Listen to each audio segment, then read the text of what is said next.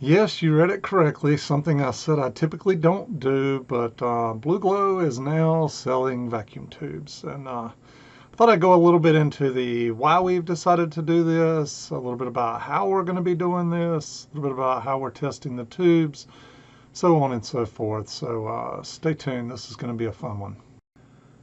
Okay, on the why I'm going to be selling vacuum tubes. First off, I'm not going to sell all my tubes. I've got to keep a lot that I will use myself or for my personal collection, tubes that I might would use in gear or restorations. But what I have amassed over the years is just way, way beyond that at this point, more than I could ever even consider using. So over the past 35 years, I think it's been ever since I was probably 15, 16 years old, I've been going to Hamfest, yard sales, flea markets, running ads on local newspapers, Thrifty Nickel, wanting to buy ads on Craigslist.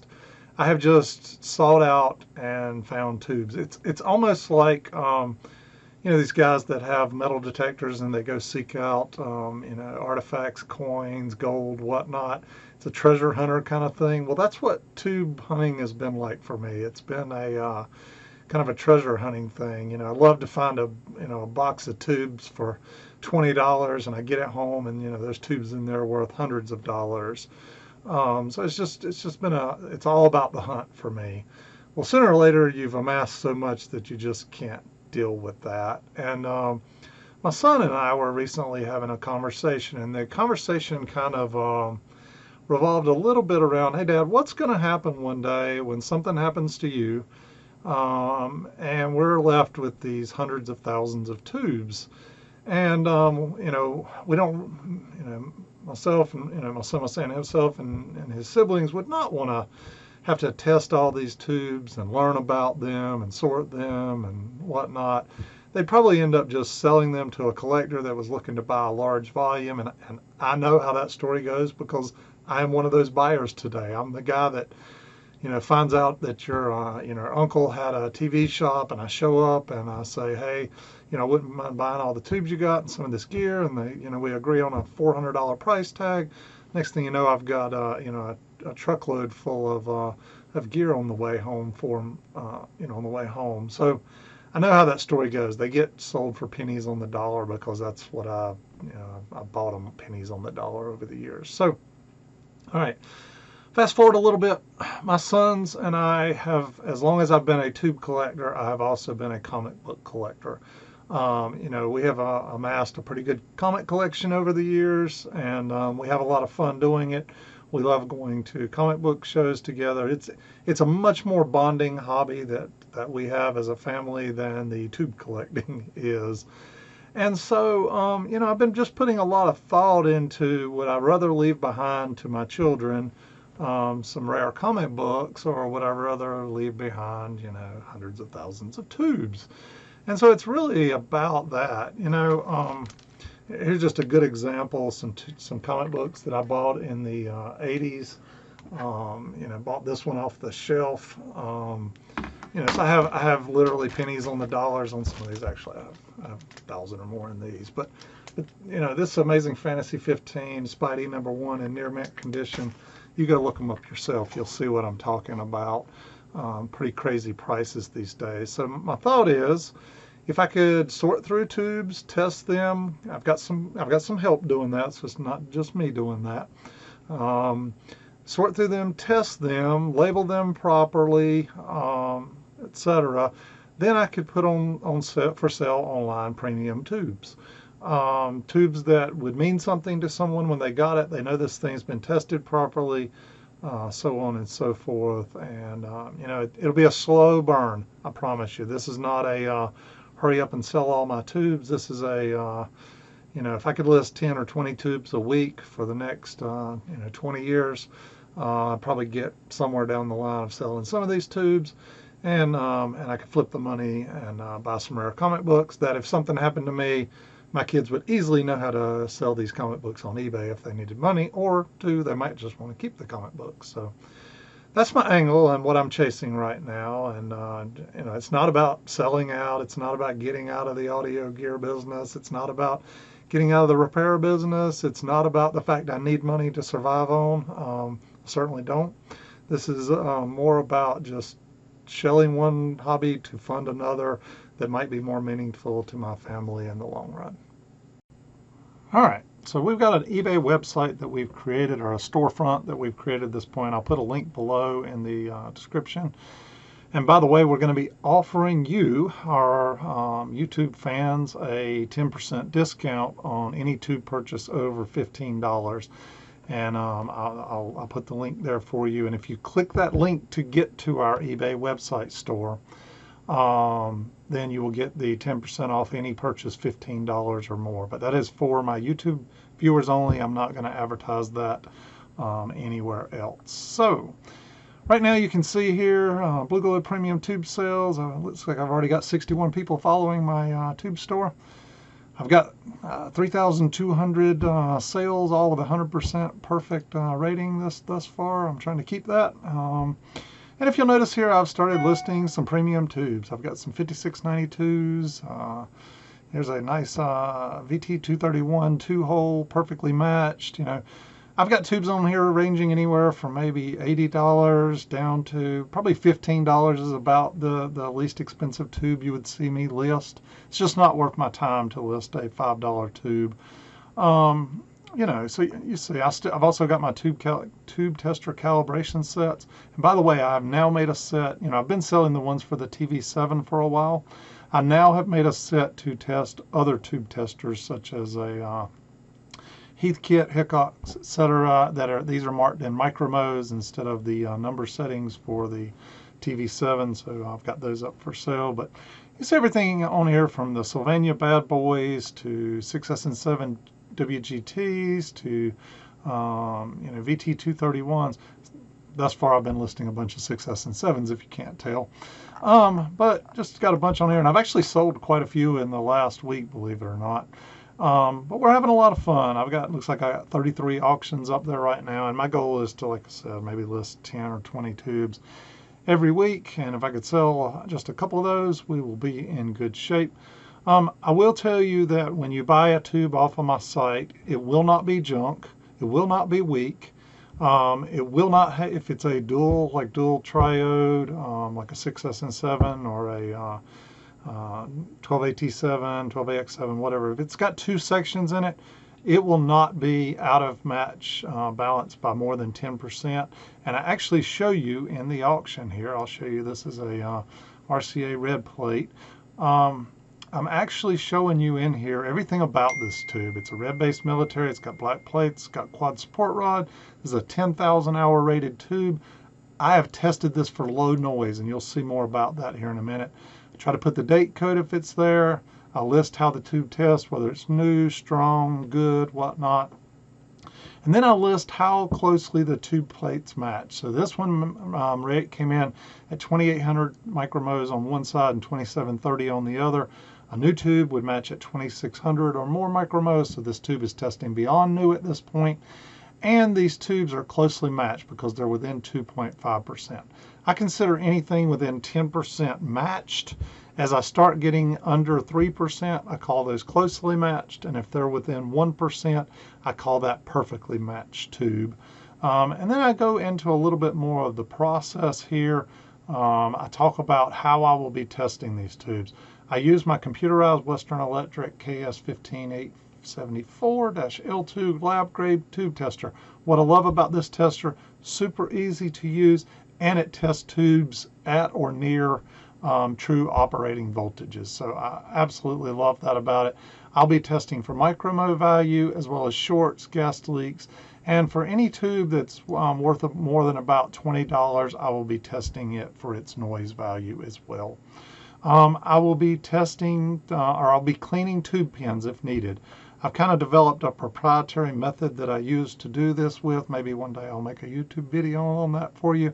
It's a little bit dangerous if you don't know what you're doing. You can easily break tube pins on small glass tubes. So that's the only reason I haven't ever shared that method, but I will clean tube pins if need be. Oxidation on tube pins or dirty tube pins, a pretty major cause of noise in a lot of amplifiers, along with dirty tube sockets. But hey, if you got good clean tube sockets, I don't want you to have to worry about whether the tube pins are clean or not. And I do that only when needed. A lot of tube pins don't need that. Any matched tubes that dual triode, etc., they will be compared with their micromo values. I'll either box these in their original box if they have those, or I will put them in a white tube box when I ship them just to protect them. I always use these little stickers. Let me get them and show. All right, I had these custom made. I had 10,000 of them made. You can see I've been going through some of them here. But they are a vinyl label. They're not paper. They are a vinyl, which makes them removable. And listed on there, and you can see how a tube would test that be labeled that has one of these on there. It has two places on it. On one side, I list the GM value of the first side of the tube. The other side, I list the GM value of the other side of the tube. And then I put the date the tube was tested on here. It also says Blueglow Electronics professionally tested tube. It's got our website, and like I said, I had 10,000 of these little stickers made up. I will tell you, on a small signal tube like this, you can leave that sticker on here when you put it in your amp, and you're fine. On a high power output tube, sometimes these labels will turn a little bit brown when the heat gets to them. So I don't typically leave them on power output tubes. But you know, I went the vinyl route so that you could easily remove them and not leave them stuck onto your tube. But it's a great way for me to kind of get a tube, label it, test it, and then I know exactly what that tube is. And when you get it, you'll know exactly what it is.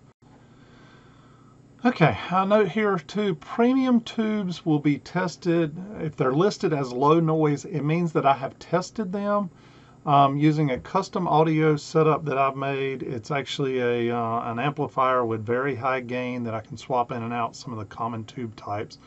And I actually test the tube for noise. Okay, let's not confuse noise and microphonics. I mentioned on here, typically for a hi-fi setup, you want to know if a tube is low noise. For a guitar player, someone that might be putting a tube inside of a guitar amp where the speaker and the tube may be inside the same chassis, then you start having to worry about physical and mechanical vibrations, maybe from that speaker, affecting the tube. That is what's called microphonics. So microphonics is a physical type of noise, whereas when I'm calling noise in a low noise tube, is just from the tube sitting there running, the heaters burning in it, etc. Is that generating any noise that would inject into your audio signal? So if I've got a tube tested as low noise, it means it did extremely well on my low noise test. Doesn't mean if I don't have low noise test on a tube that it's not a great tube.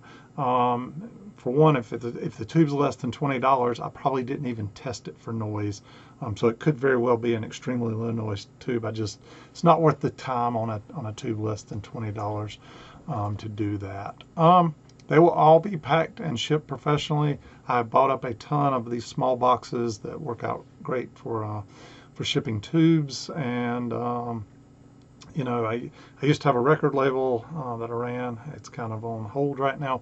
So I've got a whole professional shipping setup with what do you call it? Wet paper, tape glue gun or a machine. So it's a professionally packed.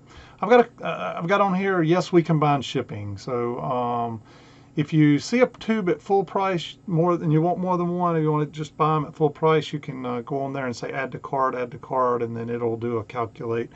I charge $4.95 for the first tube, and then because it's usually about $3.50 to $4 for the actual shipping, and then about $1 for the packing and box.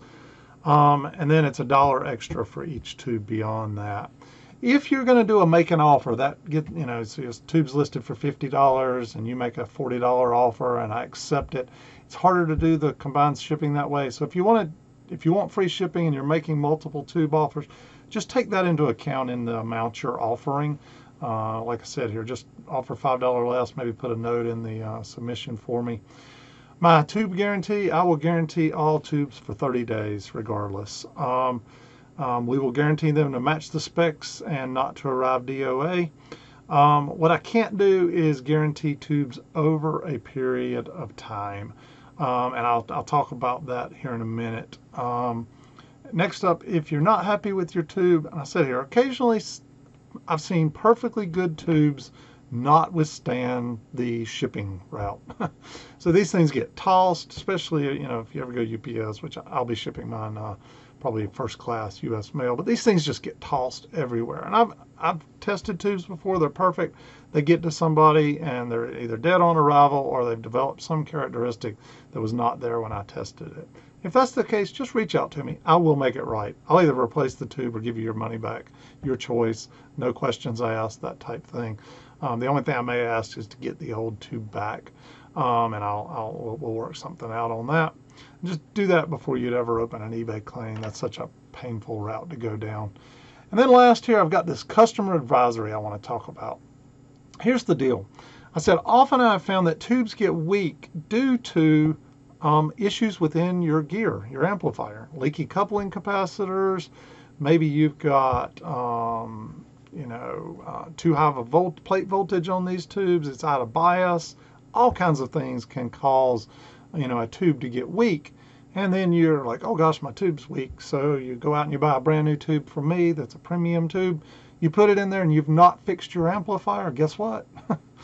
20 days later, you've got another weak tube and you're screaming at me about your weak tube. So get your gear checked out. If your tubes are red plating, running hot, any of that type thing, please, get your gear checked out, because if you've got a tube red plating, 99% of the time it is not your tube.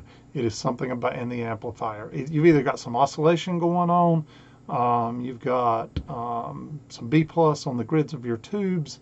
They're out of bias. You're flowing way too much current through these things. Something's causing it. Tubes don't red plate typically just because of the tube itself. So just heed that warning. Okay, on our website at blueglow.net, we've also got a tab now called Tube Sales, and you've got a link here to our eBay store. And you can also on here read all about what I was talking about. And you can see here the computerized lab grade Hickok, it's made by Hickok, but Western Electric tube tester here that we have been using to do this testing with. I've owned Amplitrexes. I've owned, I can't even count how many Hickok 539 BCs, whatever, Triplet 3444, which by the way is a great tube tester. But I've owned them all. I keep coming back to this one. It's super simple to use, super accurate, lists things out in micromos. It does a great leak and gas test. It also does a really good job of testing things at or near actual circuit values, which is what I absolutely love about it. Okay, these little plastic bins here that I buy at Walmart, and I have got hundreds of them, believe it or not. These are full of 6SN7 tubes. And as you can see here, sometimes I put them in box and label them. These are a bunch of tung-sol black bottle round plates, which are fairly rare tubes, and I've got tons of them. As you can see here, sometimes they're loose tubes, sometimes they're new in the box tubes, sometimes they're 5692s. Any rate, you can see, check some of these out. These are just too cool. Old military marked boxes. How often do you see tubes that still in the original little cardboard tubes here with their labeling on them? This one's from 1956. More 5692s. This is a General Tube Receiving Triode. It doesn't say what brand that is. I'll have to open it up. But at any rate, just lots and lots of this stuff. Each one of these bins, I think, would hold about 100 tubes would be my guess. Maybe a little more, maybe a little less. At any rate, 6S and 7s. I have 17 bins of tubes. And I've made this much of a dent in one bin thus far. And as you can see over here, I am actually in the middle of testing one right now. This one's testing really good, and we'll figure it out. But I love the computerized tube tester that I've got here. By the way, I'm in the middle of working on a Marantz MX110, and I painted this faceplate. It looks absolutely beautiful. You'll be seeing a video on that at some point. And this was a remember the Luxman 38 FD video I made a while back. I actually picked this one up recently off of somebody that saw my YouTube video but was looking to try to get one repaired. Told them I couldn't repair it, and they were just trying to get it repaired to sell for someone, so I ended up buying it, and happy about that. But at any rate, you can see the setup I'm using to test these tubes with. It's pretty amazing. And the bottom line is I've got a long way to go. I'm just getting started on this. I thought I'd work my way through these couple boxes of 6S and 7s here, and then we can jump into all sorts of other tubes. You know, probably not going to be selling any Western Electric tubes, if you're wondering, and tubes like EL84s I use a lot of myself, so I don't know about those, but who knows. I've got a lot of tubes, so we will see as time goes on. Like I say, right now we're just having fun. By the way, it's 5692 as well. I've got a lot of those. I've got a lot of these tongue saw black bottle round plate tubes, which the values on those, I just I put a couple up just to kind of test the other day, and they sold very quickly at some very crazy prices. But you know, we will be selling them at the market, what the market bears. I'm not going to give this stuff away, but when you buy one, you will know that it has been tested properly. It's gone through some rigor. Tube pins may have been cleaned if needed, noise test if it's a high value tube, so on and so forth. Alright, remember I told you about the 10% off $15 or more in tube purchases. The way that works, there will be a link below in the description. If you click that link and it takes you to my tube store, anything you buy over $15, it will automatically, or combined over $15, it will automatically give you a 10% off when you check out. So the only way you can get that is by that link taking you to the store. There's no code to enter in. They call it a codeless coupon on eBay. It's all about the link you take to get to the store. And one last thing I'm going to leave you with, and I know this is a little bit of a bummer here for some of you because I know you're probably already excited about it or wanting to do this. I am not taking tube requests. Please don't email me or post in a message. Can you post some Genelex Goldland KT88s? I'm looking for some. I am not going to work it that way. I'm going to go bin by bin as I feel like it, keeping the ones I want, selling the ones I want, and not doing special requests at this time. So what I said here, if and when something shows up in my tube store, that's when it's for sale. Otherwise, I don't have it for sale at this time. I'm also not entertaining let you come to my house and look through my tubes and buy tubes. This is all about me hand selecting premium tubes, testing them very well, listing them in my eBay store when I have the time to do so. It's not a local fire sale on tubes, and it's not a specialty request. Sorry to bring a little bit of bad news here at the end, but I got to do this the way I'm going to do it, or it's going to drive me crazy. At least this, I can do it at my own pace when I feel like it and get to it, you know, as it works out for me. So thanks for understanding on that. Thanks for watching, everybody. Hopefully you understand why buying some premium tubes for me would make a difference versus just randomly. I see a lot of junk on eBay, I will be honest. I see a lot of mislabeled, misadvertised stuff.